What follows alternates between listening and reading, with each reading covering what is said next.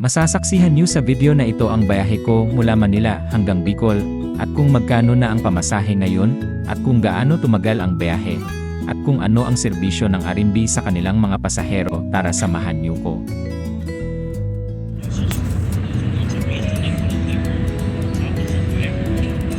Napansin namin habang nasa biyahe ay painit ang loob ng bus samantalang aircon ang aming binayaran. At pati ang bintana ay fixed kaya hindi maaring buksan, kaya para kaming nasa loob ng oven.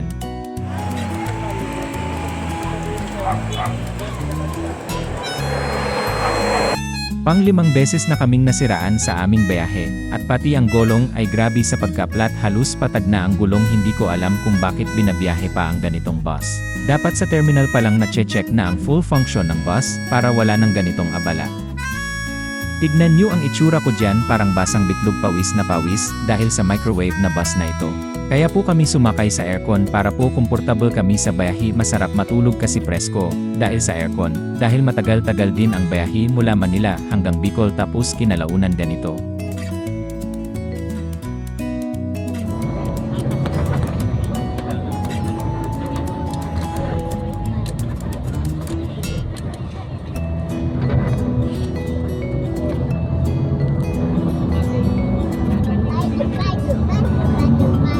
Dito ay di na nakapagpigil ang mga kapwa ko pasahero, dahil sa madalas din kasi na pagkasira ng bus, halos 5 times na siraan. Dahil dito ay marami na din ang oras na nasayang at kawalan ng hangin sa loob, sinabayan pa ng init ng umaga.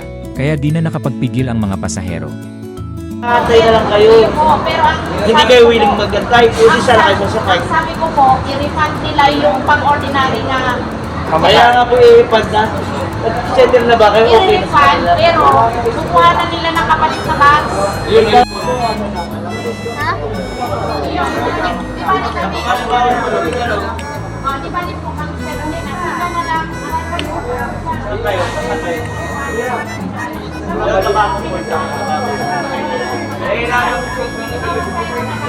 Wala na tayo.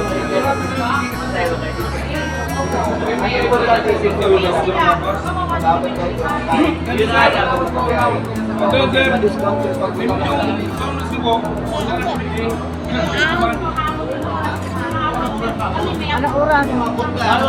Kaya magiging mo pagkakaroon kaya sa akin na ako dyan.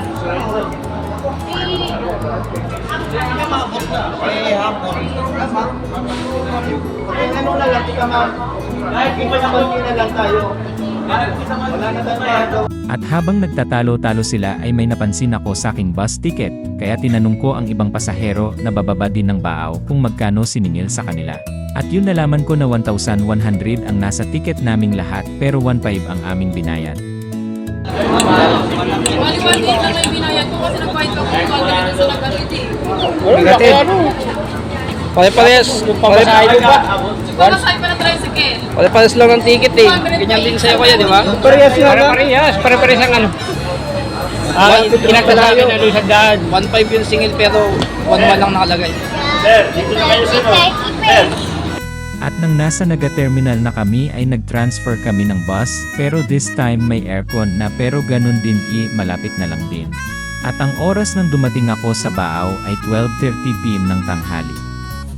Bali mula 6 PM ng gabi hanggang 12:30 PM ng tanghali ang tagal. Comment down below guys if ganyan ba katagal ang biyahe mo pa Bicol. Pasensya na guys, hanggang dito lang ang video natin, dahil low bat na po ako, wala rin kasi free charge sa loob ng bus ng Arimbi, ganun kapalpak talaga. Sisihin nyo ang Arimbi kasi na low bat tayo. Lahat ng tao may kagustuhan kumita, makapag-uwi ng pera sa pamilya. Pero sana siguraduhin natin lagi na sa malinis nang galing ang pera, dahil mas masarap pa rin umuwi na taas ang noo kaysa umuwi ng nakayuko, dahil di mo makipagmalaki ang pera na hawak mo. Sana naman wag natin samantalahin ang pagtaas ng gas para makagulang makaisa makadaya ng kapwa. Sige, maintindihan kita kung sa ibang lahi mo ginamit ang kagulangan mo. Pero kung sa kapwa mo kababayan ang niloko mo, isa kang malaking salot. Sa Perlas ng Silangan.